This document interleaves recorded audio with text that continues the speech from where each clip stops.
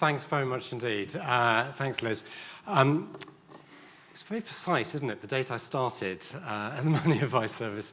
Look, ever since I started at MAS, I have been hugely excited about the prospect of Financial Capability Week.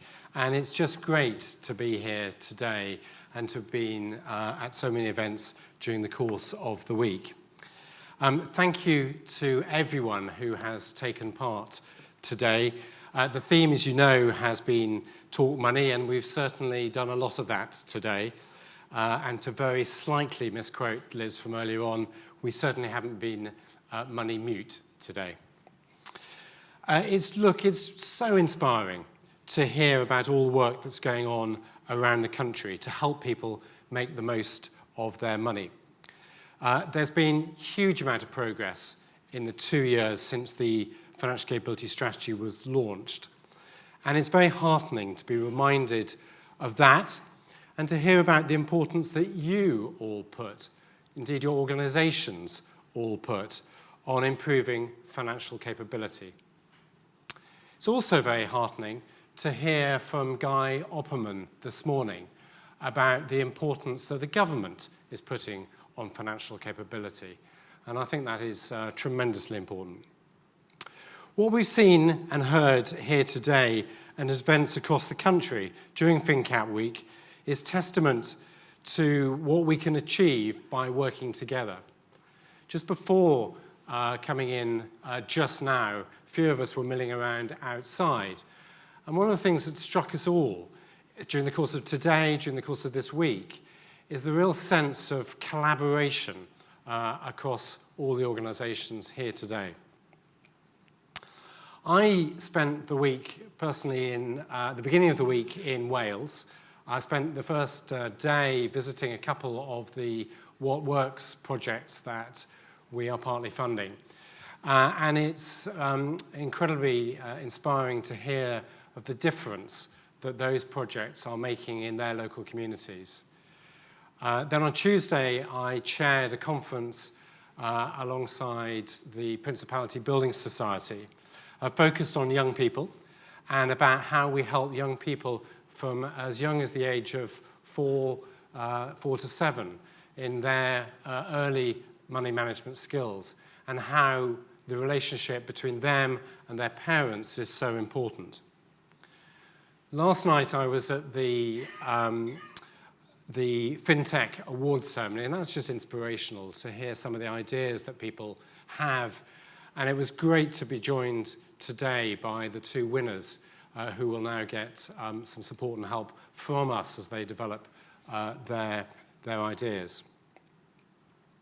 And what we've seen here today shows that there are many ways to go about empowering people to take control of their finances. There's no one-size-fits-all solution, but we're determined to find out what works, based on robust evidence to support people with a wide range of needs and circumstances.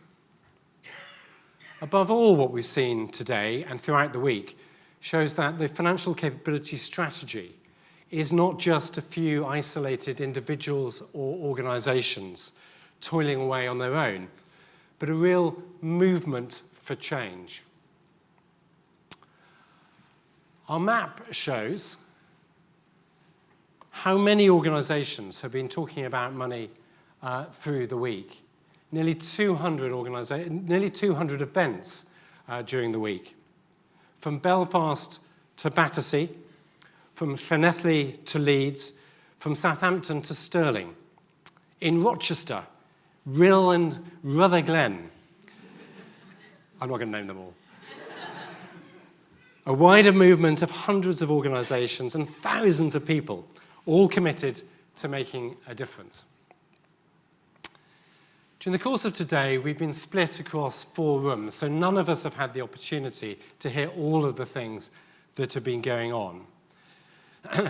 Fortunately, you've all been tweeting. And here are a selection of some of the tweets. It's been difficult to choose which ones, but here's just a small selection. And in a moment, I'll move it on to another small selection. Additionally, the Martin Lewis live stream that we had earlier has had 6,000 views. So that's fantastic. So while we haven't all been in all of the rooms, I'm pleased to say that my colleagues have been. And they've been around in force. And so I'm going to give you a quick rundown of some of the highlights from some of the breakout rooms. But meanwhile, I'm going to move this on to another set of tweets.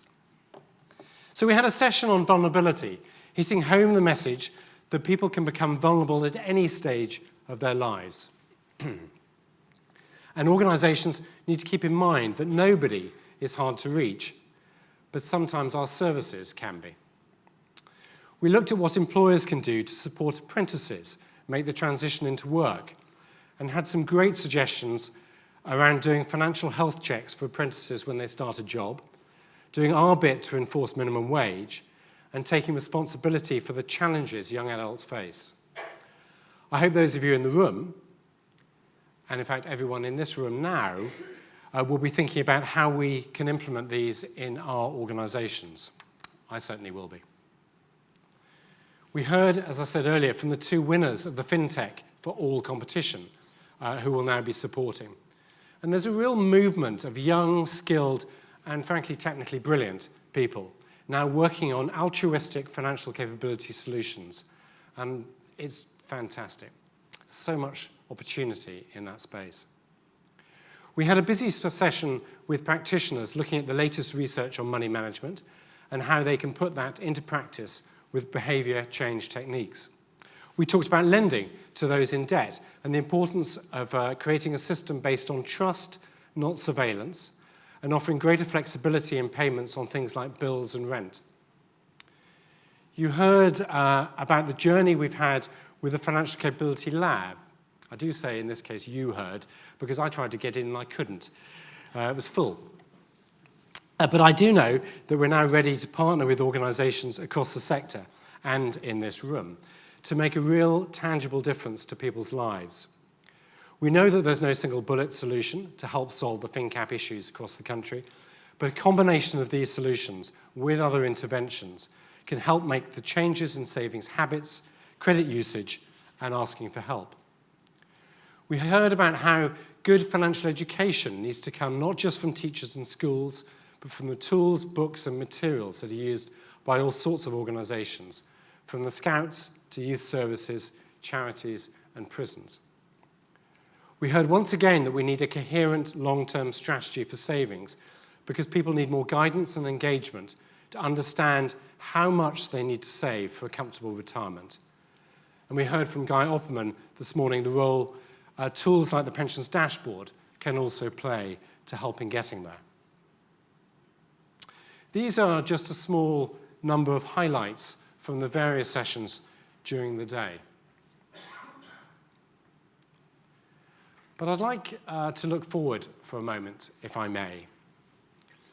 In around a year's time, we will see the new single financial guidance body coming into being that will, under the terms of the bill currently going through Parliament, take on responsibility for coordinating the national strategy for financial capability. At the Money Advice Service, we're hugely, hugely supportive of this and of the creation of the new body. And I know colleagues at PensionWise, and I know Jamie was here today, and at TPAS are also convinced that this is the right way forward. But these next 12 months are crucial.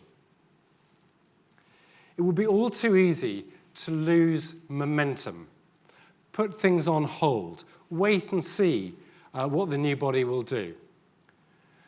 But the thing with momentum is that once you've lost it, it's much harder to regain it. So now it's not the time to ease off the gas. At the Money Advice Service, we're determined to keep going at full throttle and to transition into the new body at pace. Our understanding of what works is growing all the time, thanks to the work you're all doing, backed up by rigorous evaluation. We should all be really proud of how far we've come, but we need to redouble our commitment to carrying that momentum forward. Some of you will have heard today about our plans to focus in on big life events, where at the moment too many people aren't getting the help they need.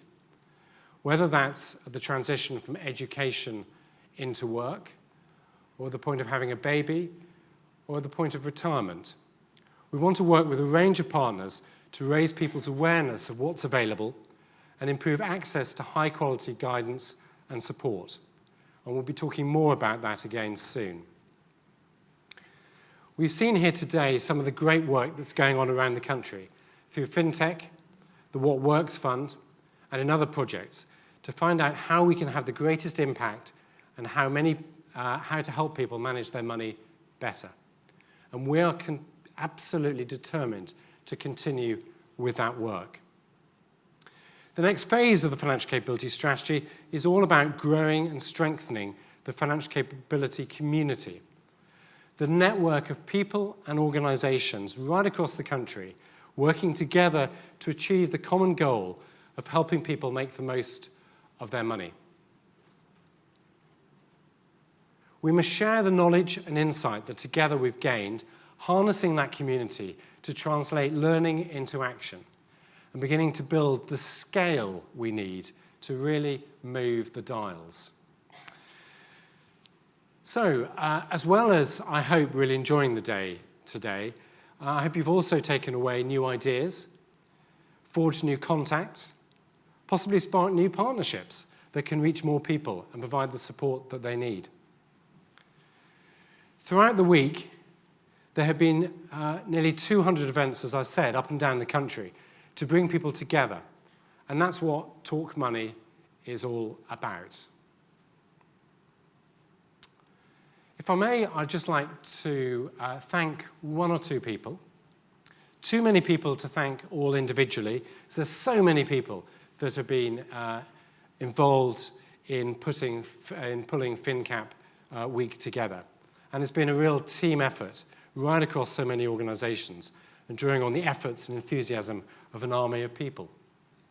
But I'd like to single out 3 or 4, if I may. The first of those is our own in the Money Advice Service Financial Capability Director, David Haig. And I'd really like to pay tribute to the work that he has done in driving the financial capability strategy forward and in helping bring events like this together. Just brilliant. I'd also like to thank Fiona Haig in David's team, who has been really instrumental in bringing together the people around the country that you saw on that map earlier. I remember when the map went up, and the very first organizations went up on the map, and Fiona's going, we've got some organizations on there. And then the 100th organization went, oh, we're at 100. And now nearly 200. And look, it's great. And the brilliant thing about it is it's all self-service. People have put their own work up on that map.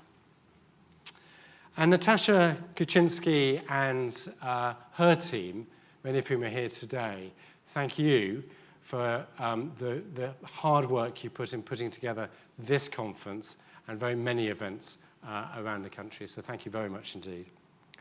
And of course, Liz Barkley, if I may, thank you so much for chairing the event today and keeping everything running to time. And I think we're still on time. So thank you so much, Liz. Brilliant job. And everyone who's participated during the day, either as a speaker or running a workshop, thank you all very much indeed. And if I may ask you in joining me, and a round of applause for all those people. Thank you.